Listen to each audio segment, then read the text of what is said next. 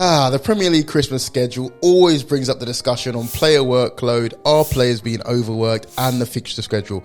They've been at it again. Jurgen Klopp's been discussing it. Brendan Rodgers called it flat out ridiculous. And Jordan Henderson, the Liverpool captain, has said that he's concerned that no one really takes player welfare seriously. So I want to discuss whose responsibility actually is it for player welfare and what should we do about it? As usual, as I always say, if you like this type of content, actually hit like, jump in the comments, subscribe. It's a new year. Let's go. So when we discuss this subject, I think the best way to do is go into one of two camps. You either think it's the team's responsibility or you think it's the regulators, the governing body's responsibility to take care of player welfare, right? And obviously the answer is probably somewhere in between. But either way, if we break it down, teams first. What can the teams do? First thing, simply rotate players more. Let's be real. Okay, I understand each team has a best 11, has a best 15, has maybe a best 20. But that does not mean they've got only 20 players. Most teams, probably all teams in the Premier League, have a bunch of players that are signed on professional contracts, so pro contracts, that are nowhere near the first team, probably on loan, not playing, not training with the first team, right?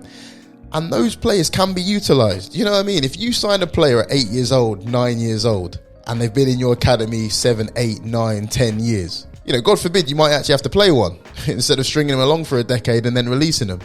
And I think that, you know, rotating more players might be helpful for the team and obviously in terms of developing players, for the individual, giving them a chance to shine, and even your star players, giving them a chance to rest or a chance to mentor younger players. Another thing they could do is just listen to their sports scientists, so elevate that role within the sort of team selection profile. And, you know, it does depend team to team, but ultimately the teams themselves have all the data they need on player workload, how tired they are, what zone they're in, their acute chronic workload ratios, right?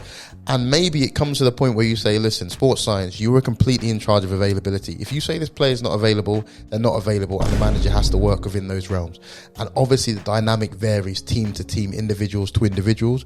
But maybe that's, again, something intra-team, intra-squad that you can do to say, listen, we are taking care of player welfare and we're trusting the science. Thirdly, they could just listen to the player, and to be fair, that is done often. Often our players come into the treatment room and say, Doc, I'm completely effed, knackered. And you just feed that forward to the coaching staff and then they make a decision, really. So yeah, you know, there's a lot of things teams can do to control their own player workload, their own player fitness and health, and obviously they do the best they can anyway. With that having been said, if you think it's not the team's responsibility, then that responsibility then shifts over to the governing bodies, the regulators. And I guess the type of things they can do is look at rule changes. Now, the first rule change I have made myself, I've stuck my neck out and said I think there should be unlimited substitutions. I'm not going to talk about that here because I've done a dedicated video on why there should be unlimited substitutions. But I do want your opinion on this. What do you think about rules limiting the amount of football that an individual player can play? That can be in a whole bunch of iterations. So limiting the amount of games an individual can play over a calendar year, or limiting the amount of minutes they can play in a week, or in a month, or in a 3-month period, in order to control player workload. I did a video on a FIFA Pro report, which basically said that footballers have been overworked. And, you know, they gave certain recommendations in terms of rest periods and breaks throughout the season. And if we have those recommendations, if we have that research, should we just be enforcing them fully? Just been saying, listen, you can't play that player, and making teams have to figure it out. That's, for me, that's very controversial, putting it in like the doctors, the sports scientists' hands. But if no one else is controlling it, then maybe that has to be the case.